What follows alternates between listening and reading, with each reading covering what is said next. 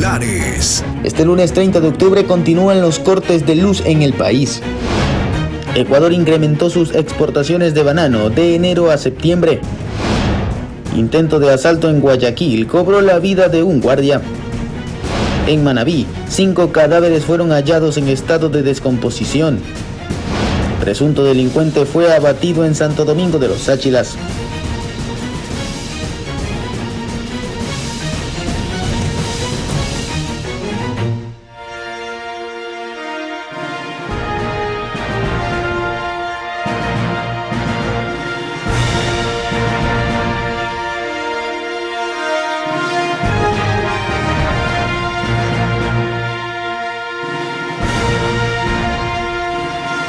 ¿Qué tal, amigos televidentes de Ecuador y el mundo? Excelente inicio de semana. Bienvenidos a Noticias Oromar. 4 personas fueron asesinadas en el patio de comidas del balneario de San Pablo en Santa Elena. Las víctimas son 3 hombres y una mujer. Pedro, bienvenido, buenos días. Katy, buenos días. Momentos de tensión vivieron los clientes del local quienes se lanzaron al piso mientras los asesinos desaparecieron del sitio. Buenos días, bienvenidos. Aquí iniciamos Noticias Oromar. El gobierno ecuatoriano espera cubrir el 92% de la necesidad de energía del país con el apoyo de Colombia, Perú y la empresa privada. Además, los cortes de luz se retomarán este lunes.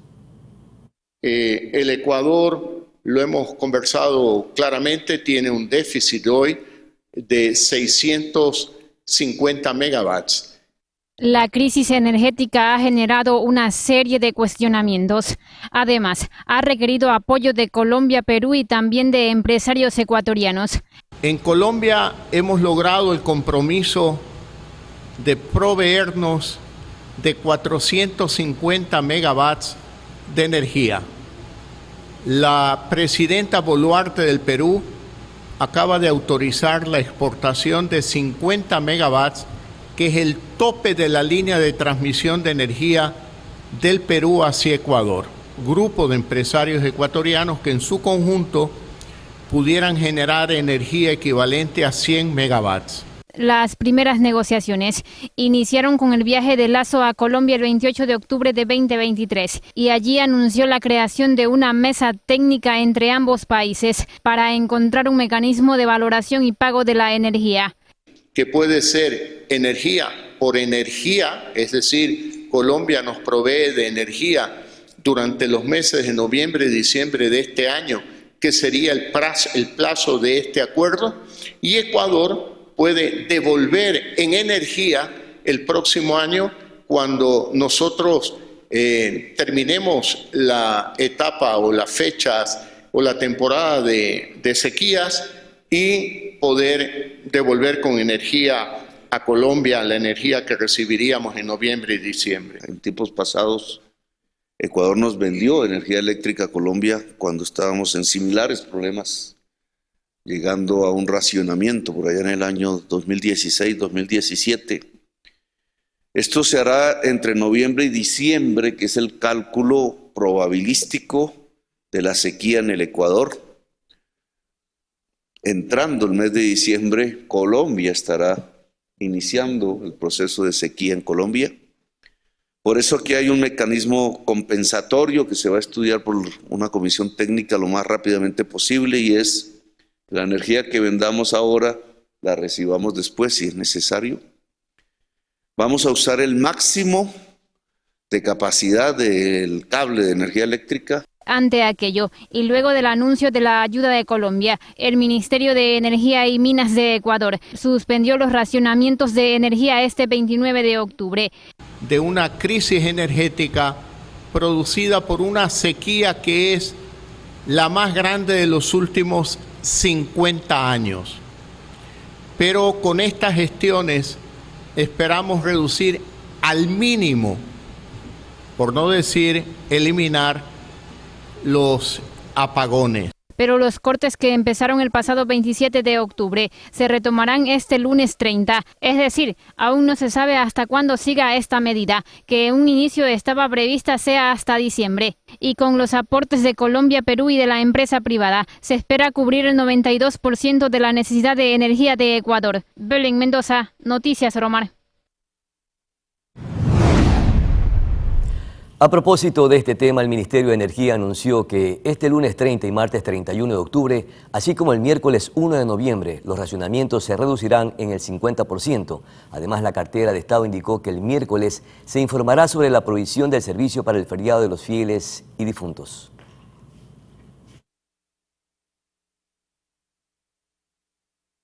Y ante los problemas en las vías registrados por los cortes de luz programados, la Agencia Metropolitana de Tránsito negó que la empresa eléctrica de Quito esté coordinando acciones para que los mismos se realicen de forma segura e eficiente.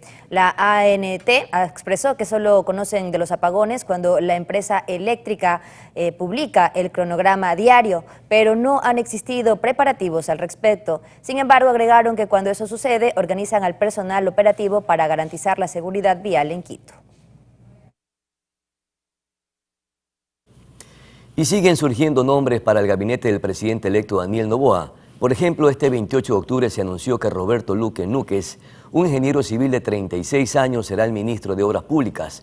Luque registra experiencia en el sector público como consultor. En lo académico se graduó como ingeniero civil en la Universidad Católica de Santiago de Guayaquil y realizó su maestría en Ingeniería Geotécnica en la Universidad de California. Y en lo laboral ha trabajado en proyectos de consultoría en Ecuador y Nueva Zelanda como asesor en Ingeniería Geotécnica e Ingeniería Sísmica. Luque se une a otros nombres anunciados como futuros ministros de Noboa: Gabriela Sommerfield en la Cancillería, Iván Carminiani al frente de la SECON y Sonsoles García en la cartera de producción. Mientras que el bananero Franklin Danilo Palacios Márquez ocuparía el cargo de ministro de Agricultura, Ganadería, Acuacultura y Pesca en el próximo gobierno del presidente electo Daniel Noboa. Palacios se ha dedicado por 27 años a las labores de productor y exportador agrícola y ha sido presidente de la Asociación de Exportadores Bananeros del Ecuador. Con esto se descarta al exportador bananero Iván Wong, mencionado como principal opción para esta cartera de Estado. Mucha atención, los 7 vocales del Consejo de Participación Ciudadana y Control Social y una funcionaria fueron sancionados por incumplir su sentencia para que avance el concurso para la elección de titular de la Defensoría Pública. Multa progresiva diaria de la quinta parte del sueldo básico será lo que los 7 vocales del Consejo de Participación Ciudadana y una funcionaria deberán pagar. Esto luego de que se determinara que incumplieron su sentencia para que avance el concurso para la elección del titular de la Defensoría Pública. Dicha sentencia había sido emitida por la jueza de la Unidad Judicial Penal del Cantón Quevedo, Jenny Freire, en enero de este año, con la cual disponía que ningún juez o autoridad paralice o suspenda la elección. Sin embargo, la magistrada determinó que el Consejo incumplió el fallo, por lo que ordenó seguir con el proceso e indicó que la elección debe continuar desde la fase más avanzada a la que se haya llegado, lo que sería desde el examen práctico y la fase de impugnación. Además, los consejeros deberán pagar la multa hasta que se lleve a cabo el proceso de elección. En caso de que se tomen acciones que suspendan u obstaculicen las elecciones, la jueza fijará medidas coercitivas. Yanis Andrade, Noticias Oromar. En un comunicado emitido por la Federación de Transportistas Urbanos de Guayaquil, se conoció que a partir de hoy, 30 de octubre, los pasajes de bus serán aumentados a 40 centavos de dólar, marcando un incremento de 10 centavos desde la tarifa anterior. Esta decisión se tomó como medida cautelar después de que la autoridad municipal no realizara un análisis técnico para determinar la tarifa adecuada, como lo establecía una resolución judicial emitida el 5 de junio del presente año. El presidente de la asociación, Cristian Sarmiento, indicó que la medida cautelar fue tomada debido a la falta de respuesta por parte de la administración municipal ante la demanda interpuesta por la Federación. Y Ecuador incrementó sus exportaciones de banano en un 6.41% de enero a septiembre. Por su parte, la Unión Europea fue el destino que más receptó la fruta con un 29.60% de exportaciones. Las exportaciones de banano en Ecuador han aumentado. Hasta septiembre de este año, el país exportó al menos 273 millones de cajas, lo cual es un 6,41% superior a lo exportado en el mismo periodo del 2022. Así lo indicó un informe de la Asociación de Comercializadores y Exportadores de Banano del Ecuador. El principal destino de la fruta ecuatoriana es la Unión Europea, al adquirir el 29,60% de las exportaciones. Sin embargo, hay que tomar en cuenta que este es un bloque conformado por 27 países. En segundo puesto se ubica Rusia, con el 20,93%, y el tercer mayor destino del banano ecuatoriano es Medio Oriente, con el 14,95% de los envíos. También en la lista se ubican destinos como Estados Unidos con el 14,95%, Corea del Sur con el 6,89%, Asia Oriental con el 6,10% y África con el 5,19%. No obstante, si se analizan las exportaciones de banano por países, Rusia es el país al que mayor banano se ha destinado, con una participación del 20,93%. En segundo lugar está Estados Unidos con el 9,29% y en tercer lugar Países Bajos con el 7,30%. Yanis Andrade, Noticias Oromar.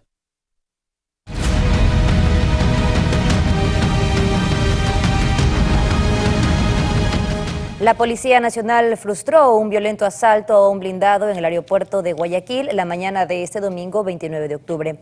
El vehículo transportaba valores en la terminal de carga.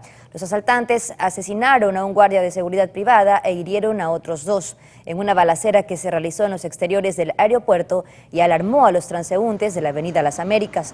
La policía reaccionó ante este delito y logró neutralizar los asaltantes. 3 fueron capturados. Y un agente de policía antinarcóticos fue asesinado en el sector de Trinipuerto, al sur de Guayaquil. Según informó el comando de la zona 8 de la policía, identificado como Cristian Wilson Pucha Islam, era un sargento segundo de policía que estaba realizando labores de investigación en el sector. Fue entonces cuando se produjo el asalto a una farmacia por parte de delincuentes que operan en la zona. Ante el intento de robo, el gendarme habría intentado intervenir. En el forcejeo recibió disparos. El cuerpo del policía quedó tendido en la calzada hasta que minutos después se pudo cumplir con el procedimiento de levantamiento del cadáver. Videos captados por moradores y ciudadanos que estaban en el sector se viralizaron, dando a conocer que se trataba de un miembro de la Policía Nacional. En el cuartel modelo se instaló una capilla ardiente para las honras fúnebres del sargento Pucha.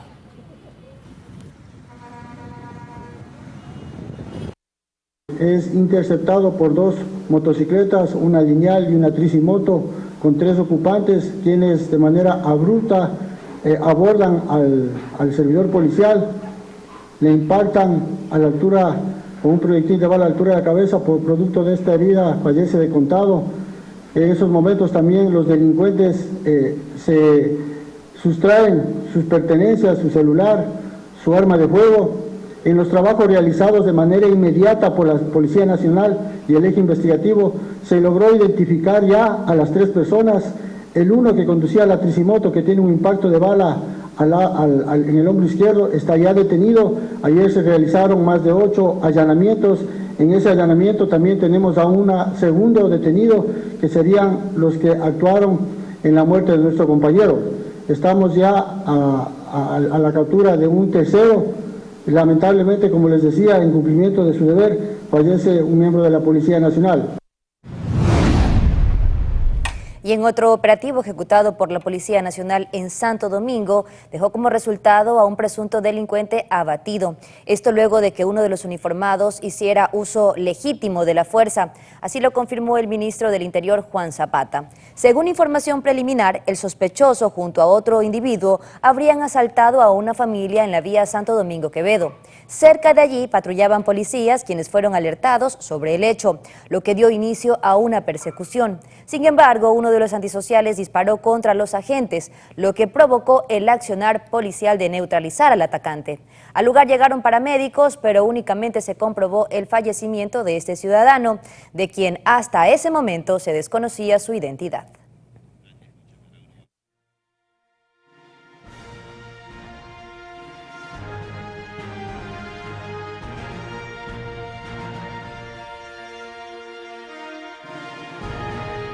Bien, amigos televidentes, es momento de una pausa comercial. Ya regresamos con más noticias. Y para conversar, Pedro, también acerca del atentado al exalcalde de Durán, Dalton Narváez. También estaremos conversando en Noticias Oromar con el candidato presidencial Cristian Zurita del Movimiento Construye, precisamente para conocer cuáles serán los acuerdos y la postura de este movimiento político previo a la instalación de la Asamblea Nacional.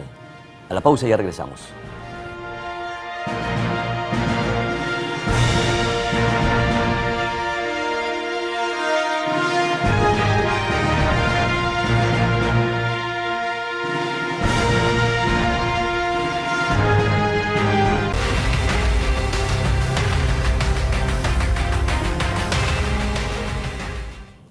Seis hombres fueron asesinados en un populoso sector del Cantón Durán en la provincia del Guayas, justo cuando celebraban el cumpleaños de uno de los integrantes del grupo. Sicarios llegaron y desataron una gran balacera que cegó la vida de los 6 sujetos, 2 de las cuales eran hermanos. Fueron 6 en total los asesinados por sicarios. Fue en medio de una celebración a eso de las 3 de la madrugada, cuando llegaron los pistoleros y repartieron bala a diestra y siniestra. Las víctimas habían estado libando en el exterior de la casa de la familia Valladares. Porque Panchito cumplía años y todos los años se hace aquí una fiestita. No vimos los criminales, pero fue una como bomba y como una ráfaga, como de 100 balas de fusil. Estábamos acostadas, pero despierto. Cuando salimos ya estábamos morados, pura sangre en el instante. Don Juan Valladares es un exboxeador muy conocido y querido en Durán. Sus hijos, José Ricardo y José Francisco Valladares Alvarado, se dedicaban a la serigrafía y tenían un taller junto a la casa. Nos explica por qué llegaron para asesinarlos. Les diré sinceramente que nosotros no tenemos problema con nadie, ni hicieron ninguna amenaza, nada, sin ofender las leyes terrenales de aquí, porque son unas leyes corruptas, ¿no? Se lo dejamos solo a Dios. El resto de las víctimas también pertenecen al sector. Abel Gilbert 1, una de las zonas más peligrosas de Durán. Siquiera serán unos 30, tal vez disparos, tal vez más, que a veces uno no lo sabe en seguridad cuántos tiros en esos momentos, ¿no? Casquillos grandes, de fusil, supuestamente. Y ya cuando salimos, ya de cuenta mis hijos ya estaban tirados en el suelo ya. Don Juan y su anciana mujer recorren el taller de sus hijos, lo mantienen con candado a la espera de poder darles velación y sepultura. La policía investigará las posibles motivaciones del crimen, mientras los Valladares decidieron dejar todo a la justicia divina. Cristian Arias, Noticias Oromar. Y 5 cuerpos en estado de descomposición fueron hallados en la comuna de Ayampe, perteneciente a Puerto López, en Manabí. El hallazgo se reportó aproximadamente a las 14:30 de este sábado 28 de octubre. Según información policial, entre los cadáveres se encontraba también un menor de edad. Todos los cuerpos estaban en avanzado estado de descomposición, por lo que fue imposible que sean reconocidos. Personal de criminalística de la DINASET de Manta acudieron al lugar para realizar el levantamiento del cadáver. 3 hombres y una mujer fueron asesinados al estilo sicariato en el balneario San Pablo de la provincia de Santa Elena. Según testigos, sujetos armados llegaron hasta un patio de comidas en el malecón del lugar y dispararon por reiteradas ocasiones en contra de quienes se encontraban en el sitio. En la confusión, los asesinos desaparecieron rápidamente del lugar mientras se escuchaban por doquier los gritos de las personas al ver la escena de terror. Un trabajador de la prefectura de Esmeraldas fue víctima de un sicariato durante la mañana de este domingo. Revisemos este y otros casos en el siguiente resumen de hechos violentos acontecidos durante el fin de semana.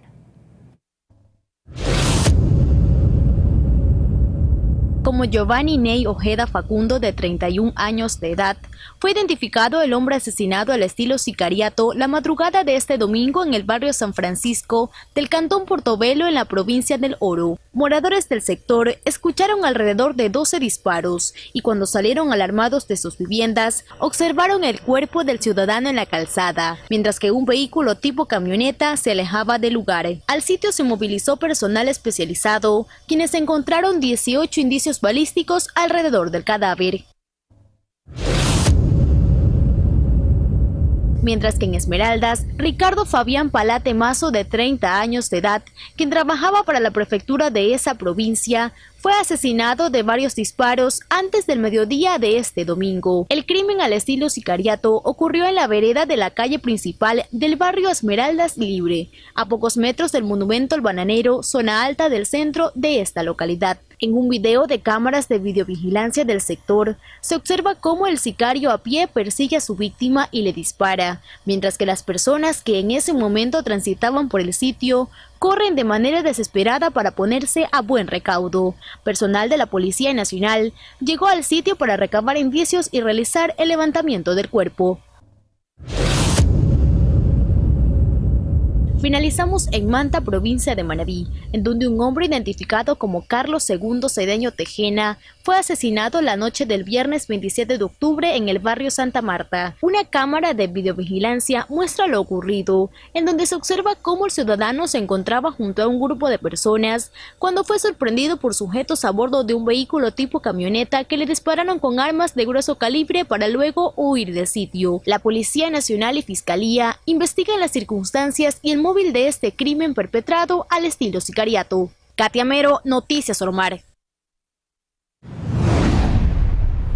A través de redes sociales se conoció que motociclistas se tomaron el centro de Cuenca la noche del 28 de octubre para realizar piruetas y obstaculizar el tránsito. Frente a esto, el alcalde de la ciudad, Cristian Zamora, indicó que realizaron operativos de control en los cuales hubo en totalidad 59 motociclistas retenidas y multadas. Además, el funcionario anunció que dispuso operativos de 24/7 a motos sobre documentación, mientras que desde la empresa de movilidad especificaron que ante el uso del espacio público y la falta de respeto a las normas de tránsito, realizaron acciones que dejaron 31 motocicletas detenidas y 28 sancionadas.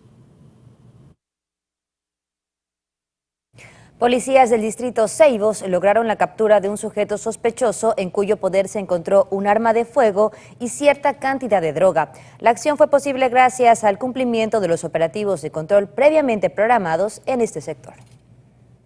Se trata de un joven de 24 años de edad. Quien lo ve podría creer que no mata ni una mosca. Es ecuatoriano de nacimiento y no registra ningún tipo de antecedente delictivo. Pero la policía ya había recibido algunas quejas de él y aplicó el control de rutina que en cualquier operativo se ejecuta. Al momento tenemos la aprehensión de un ciudadano de nacionalidad ecuatoriana, de 24 años de edad, el mismo que no posee antecedentes penales, en cual en su posesión se encontró sustancias sujetas a fiscalización, dinero en efectivo, un teléfono celular, un aparato de comunicación y en el interior del domicilio se encontró un arma de fuego con sus cartuchos.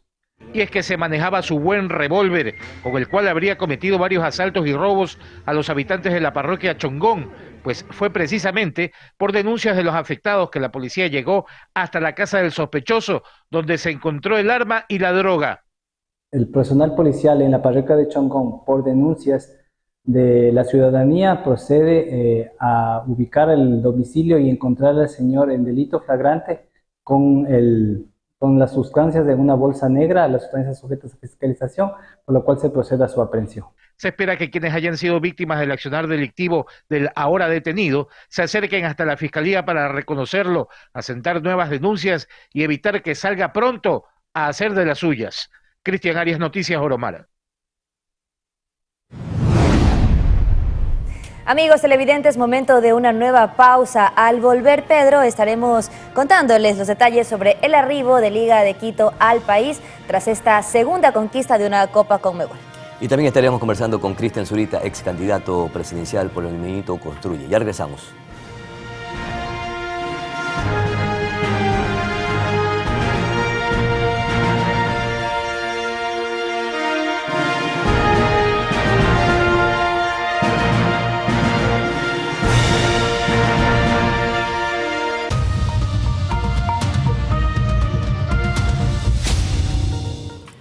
El movimiento político Construye se convirtió en la segunda fuerza política para el próximo periodo legislativo, luego de las elecciones presidenciales anticipadas del 15 de octubre, después del asesinato de su candidato presidencial Fernando Villavicencio, quien fue reemplazado por Cristian Zurita, y vamos a conocer precisamente qué posturas adoptará esta agrupación política para mantener acuerdos y promover gobernabilidad en el país.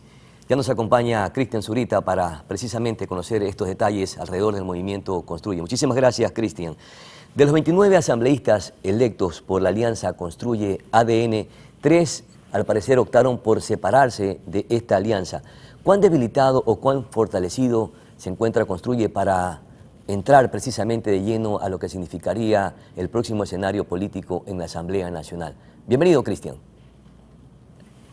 Pedro Clotario, un placer. Muchas gracias por este espacio y poder conversar de los intereses nacionales junto con ustedes y toda su audiencia.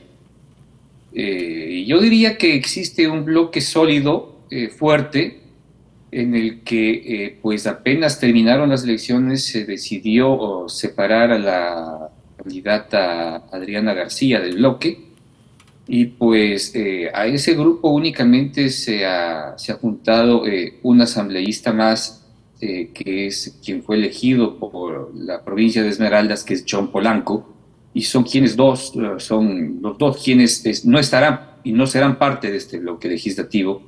Recuerde usted que además hubo un nuevo llamado para elecciones en el exterior, donde Construye perdió 2 de sus escaños, es decir, es una salida total de 4 asambleístas, 2 por las condiciones propiamente expuestas por el Consejo Nacional Electoral. Y desde ese momento se ha trabajado fuertemente en establecer y consolidar un grupo que pueda promover sus iniciativas en los 4 ejes que nos habíamos propuesto en nuestro plan de gobierno y el momento en que yo pues reemplacé al candidato Fernando Villavicencio. Estos puntos pues creo que existen sobre todo un consenso a nivel nacional. Todos entienden que tiene que fortalecerse la unidad de análisis financiero UAFE, que tenga la capacidad y el potencial y los recursos económicos para poder investigar e incidir sobre la economía criminal. Creo que todos entienden que hay que hacer un trabajo muy poderoso, muy fuerte sobre lo que es esta ley de extinción de dominio, sí, que en realidad lo que quiere decir o significa es decomiso sin condena, es decir, que tiene que haber la posibilidad de encontrar y buscar los bienes de quienes generan daño, sea por corrupción o porque son parte del crimen organizado, y pues de allí en un proceso que tiene que guardar el debido proceso, pueda retirarles estos bienes sin perjuicio de, como dice la actual ley de extinción de dominio, tenga que existir una condena en firme para que se pueda proceder con ello. Y pues creo que a partir de estos puntos se pueden encontrar consensos con todos los grupos que estén interesados en realizar los cambios en favor del país. Entonces, esos son los principios que ustedes van a manejar para llegar a acuerdos, para llegar a conversaciones. Pero tengo entendido y conocimiento que aún no han realizado ningún acercamiento con movimientos políticos o agrupaciones políticas de las diferentes tendencias que van a ser parte de la Asamblea Nacional. ¿A qué se debe? ¿Ustedes van a tomar las iniciativas para lograr estas conversaciones o van a esperar que los convoque precisamente para lograr estos acuerdos y permitir lo que queremos todos los ecuatorianos, gobernabilidad? Han existido acercamientos extraoficiales con algunos grupos políticos para establecer y generar un camino de posibilidades, ¿sí? Eso no significa que todavía hay una decisión final, ¿sí? Lo que hemos esperado es que por parte del presidente electo Daniel Noboa exista una posición en firme, pero entendemos que el presidente electo aún se encuentra desarrollando su agenda en el exterior y sobre todo debe terminar de constituir quiénes son los miembros de su gabinete, que si los hace o no los hace público está en su derecho de señalarlo, y solo a partir de allí, para entender qué posiciones pues deben generarse, pues depende directamente de él. Sin embargo, pese a ello, existe un acuerdo tácito en el cual diversas fuerzas pues coinciden en que hay que apoyar los temas que sobre todo todos manejaron en campaña electoral, que hacen referencia justamente a este tipo de hechos a los que yo directamente he hecho referencia porque fueron parte de la propuesta de Fernando Villavicencio y directamente quien empujó con fuerza para que luego el resto de candidatos los termine asumiendo. Prácticamente los candidatos asumieron la posición de Villavicencio. Noticias Oromar ha mantenido conversaciones con varios asambleístas electos, entre ellos Henry Kronfle, también Perina Correa, y ambos coinciden en que hay que buscar un acuerdo nacional. ¿Ustedes estarían también de acuerdo con esta postura para permitir esa gobernabilidad, o es que si el movimiento Revolución Ciudadana llega a un acuerdo con ADN, el movimiento que llevó a la presidencia a Daniel Noboa, ustedes qué posturas adoptarían en ese caso? Creo que el presidente Noboa puede lograr una mayoría sin que intervenga la Revolución Ciudadana, ¿sí? Que efectivamente han sido sus enemigos, pero si ellos están dispuestos a unirse a la agenda que promueven los grupos democráticos de este país, ¿sí? Pues no se les puede negar su derecho a participar. Si es que ellos quieren formar parte de una mayoría en los cuales existan los cambios necesarios para poder darle un nuevo rumbo a este Ecuador, es bienvenido, ¿sí? Pero no es que pueda existir un acuerdo previo con ellos porque simplemente tienen el deseo y el interés de promover un camino. Ellos tienen el deseo y el interés, ¿sí?, de generar polarización tal como sucedió en la asamblea pasada. Si es que ese no es el objetivo en la actualidad, por el cambio de las coyunturas, porque efectivamente su bloque se encuentra mermado por las discusiones, los rumores y los problemas internos, eso es otro tema, ¿sí? Pero las fuerzas democráticas con las cuales he hablado, en las que incluso el Partido Social Cristiano ha asegurado que va a renunciar a la agenda conjunta que mantuvo con la Revolución Ciudadana en la asamblea pasada, pues bienvenido sea, porque Henry Kronfle, a nadie le es desconocido que tiene intereses de dirigir la Asamblea Nacional, y si es que puede ser un camino que pueda generar un acuerdo entre todos los grupos que están interesados en salvar la democracia y salvar este país, pues bienvenido sea. Está diciendo entonces, Cristian, que apoyarían la candidatura de Henry Kronfle para la presidencia de la Asamblea Nacional.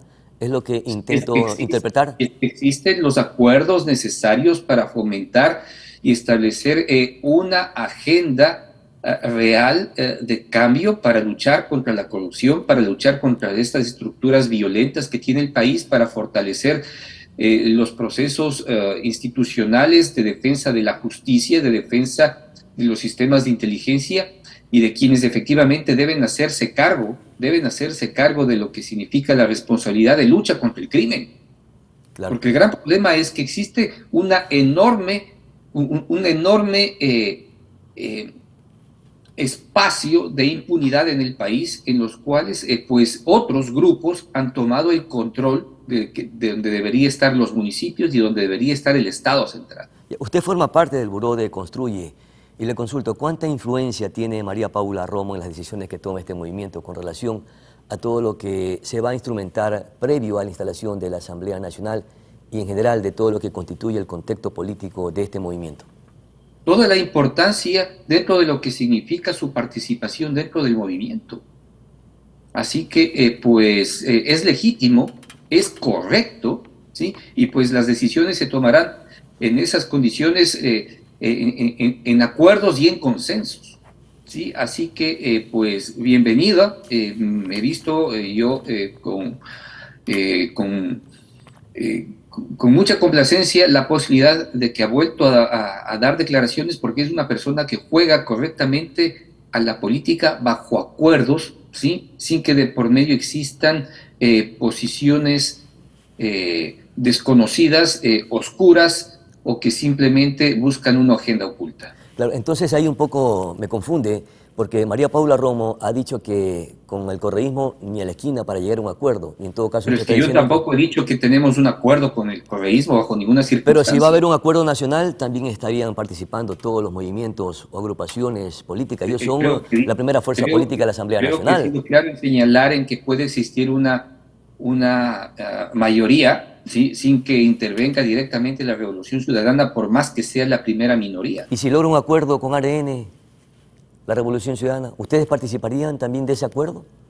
Siempre y cuando se fortalezca y se continúe con el proceso que hemos señalado en los puntos que directamente son los problemas medulares de este país, como la ley de extinción de dominio, la ley de inteligencia, la forma en que vamos a proceder a luchar contra las economías criminales. Cristian. Sin eso no puede haber acuerdos en el país.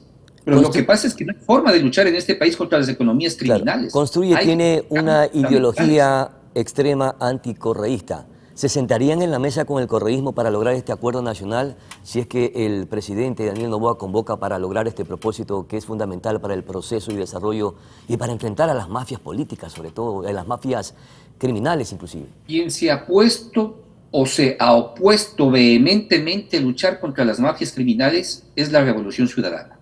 Son ellos los que aprobaron, ¿sí?, esa inservible ley de extinción de dominio, ¿sí?, que les he señalado hace poco, que se llama decomiso sin condena. Y eso hay que cambiar, y eso lo saben, y justamente constituyeron una ley inservible para que ellos no puedan ser perseguidos ni que sus bienes corruptos se les retire. Eso hay que cambiar. Yo me pregunto si es que ellos están dispuestos a establecer ese camino, ¿sí?, en contra de la impunidad que generaron ellos, ¿sí?, desde el gobierno de Rafael Correa. Eso es lo que yo me pregunto. Si es que ellos están dispuestos, pues estaremos en otro estadio de la sociedad ecuatoriana. Pero yo, personalmente, no lo veo posible. Y yo, personalmente, no creo que Daniel Noboa se atreva a hacer un acuerdo luego de que la potencia más importante del planeta, sí, ha dicho que no se puede negociar ni tener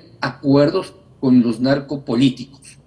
A propósito de aquello, el 8 de octubre la Fiscalía General de la Nación anunció públicamente que ya se cerraba la instrucción fiscal y que se tenían nombres de los posibles asesinos o actores intelectuales del asesinato de Fernando Villavicencio. Inclusive algunos actores políticos y familiares se hicieron eco, entre ellos usted, y señaló precisamente que provenía del gobierno del correísmo. Fue pura bulla lo que se hizo porque desde el 8 de octubre hasta la fecha no se escucha absolutamente nada si es que avanzan las investigaciones para esclarecer quiénes fueron los actores materiales e intelectuales del asesinato o de este magnicidio. Le consulto Son entonces. Dos procesos, Pedro. El primero que tiene que cerrarse y llamarse a emitir, por parte de la Fiscalía, los delitos por los cuales van a ser acusados quienes sobrevivieron y que son parte del atroz crimen desde el punto de vista material, y una investigación más a largo plazo, más a largo aliento, en el cual se trata de determinar a los autores intelectuales de este crimen. Para eso se ha trabajado y se está trabajando conjuntamente con fuerza, ¿sí?, por parte de una unidad especializada de la Policía Nacional que trabaja en conjunto con el Buró de Investigaciones Federales, que es el FBI de los Estados Unidos. Cristian, pero es que apenas escuchamos ese anuncio, nosotros los ecuatorianos pensamos que iban a haber allanamientos, personas detenidas, pero absolutamente no ha habido nada, ni tampoco se conoce en qué consisten las investigaciones del FBI, o por ser precisamente un hecho transnacional, lo darán a conocer a nivel de países que están colaborando con esta investigación.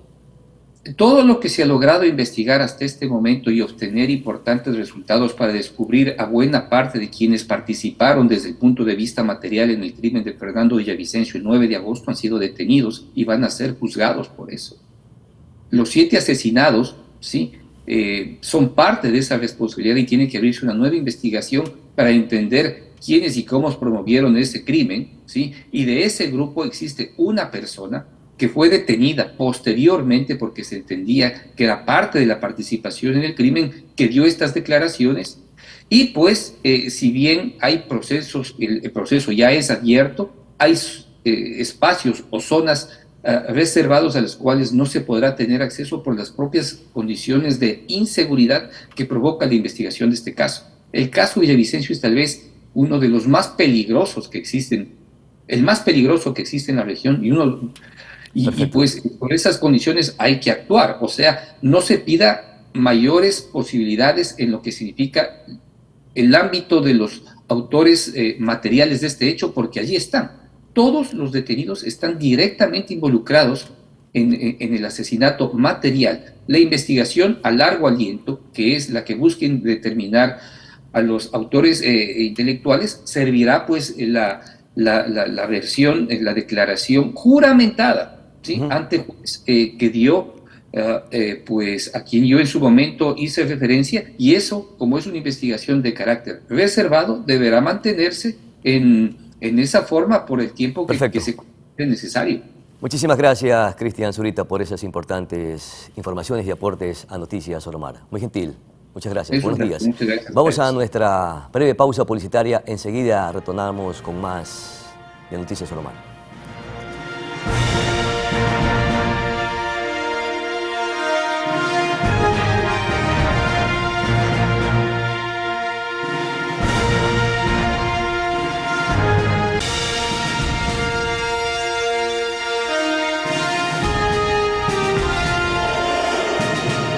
Amigos, estamos de vuelta para despedir este espacio de noticias y agradecerles por su fiel sintonía. Así arrancamos esta semana, deseándoles que tengan excelentes éxitos en sus funciones. Nos vemos el día de mañana.